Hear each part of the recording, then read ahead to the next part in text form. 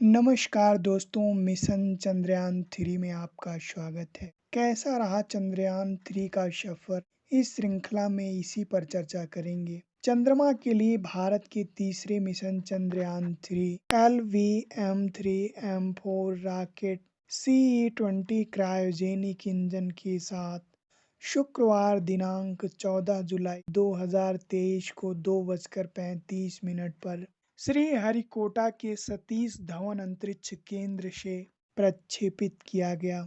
इस कार्य की सफलता के लिए चंद्रयान-3 पृथ्वी की प्रारंभिक कक्षा में महाद्वीपों और महासागरों का भ्रमण करते हुए 14 से 17 जुलाई तक, द्वितीय कक्षा में पृथ्वी के बाह्य ऑर्बिट में 18 से 21 जुलाई तक, तृतीय कक्षा में पृथ्वी के बाह्य ऑर्बिट 22 से 25 जुलाई, चतुर्थ कक्षा में पृथ्वी के बाह्य ऑर्बिट 26 से 29 जुलाई तथा पांचवी कक्षा में 30 जुलाई से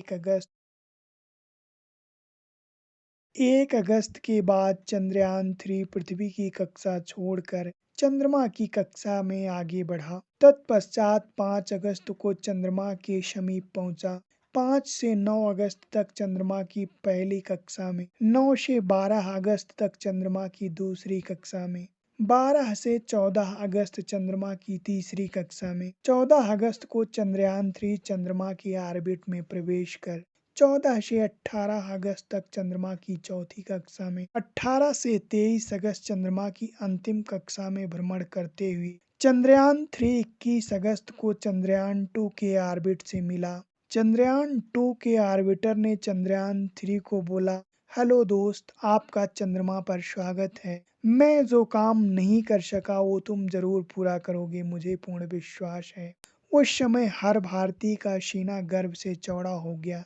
इसका मतलब आज भी चंद्रयान-2 का ऑर्बिटर जिंदा है, वह चंद्रयान-3 की मदद कर रहा है। 23 अगस्त को चंद्रयान-3 चंद्रमा के दक्षिणी ध्रुव के ऊपर लगभग 30 किलोमीटर की ऊंचाई से अपना मिशन शाम को लगभग 5:20 पर प्रारंभ किया। धीरे धीरे गति कम करते हुए 29 किलोमीटर की ऊंचाई पर, फिर 28 किलोमीटर की ऊंचाई पर, फिर 27 किलोमीटर की ऊंचाई पर, फिर 26 kilometre, 25 kilometre, 24 kilometre, 23 kilometre, 22 kilometre, 21 kilometre, 20 kilometre, 19 kilometre, 18 kilometre, 17 kilometre पर पहुंचते ही गति पर नियंत्रण कम होने का नाम नहीं ले रहा था। उस समय वैज्ञानिकों के मन में एक दहशत सी आ गई। लेकिन धीरे धीरे Chandrayaan-3 16 kilometre, 15 kilometre, 14 kilometre, 13 kilometre, 12 kilometre, 11 kilometre, 10 kilometre, 9 kilometre,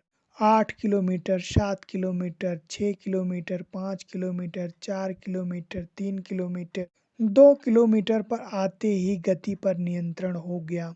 Chandrayaan-3 बिल्कुल धीमी गति से नीचे उतरते हुए 1 किलोमीटर से फिर 150 मीटर पर 5 सेकंड ठहर कर चंद्रमा के धरातल की फोटो खींचता है और यह निष्कर्ष निकालता है कि उसे नीचे उतरना है अथवा नहीं। सब कुछ ठीक रहने पर फोटो मैच करने के बाद उसे एहसास होता है कि सब कुछ ठीक है। चंद्रमा के धरातल पर फिर वह 150 मीटर से नीचे उतरना प्रारंभ करता है और चंद्रमा के धरातल पर सॉफ्ट लैंडिंग करता है, जिससे हर भारतीय का सर गर्व से ऊंचा कर एक नया इतिहास रचते हुए वह चंद्रमा पर पदार्पण करता है। पदार्पण करने के साथ ही भारत सहित पूरी दुनिया में खुशी की लहर दौड़ पड़ती है।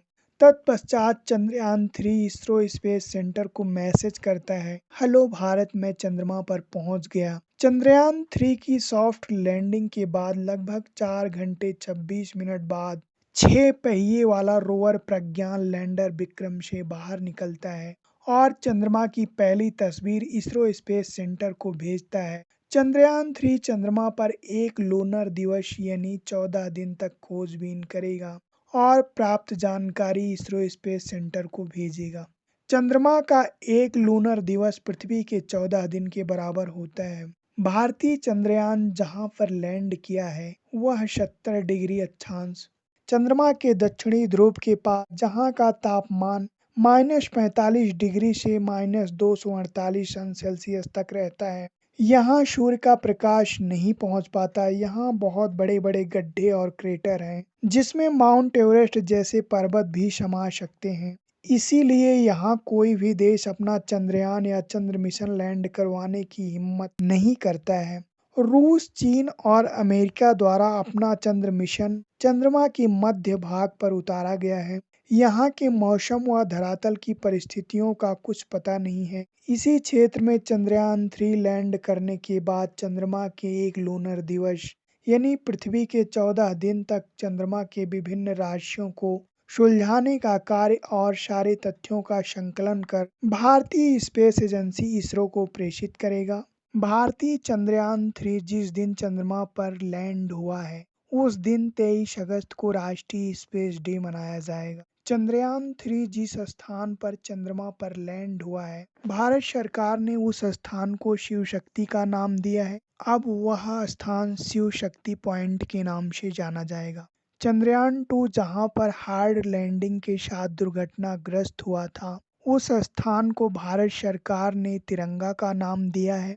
उस स्थान को अब तिरंगा पॉइंट के नाम से जाना जाएगा।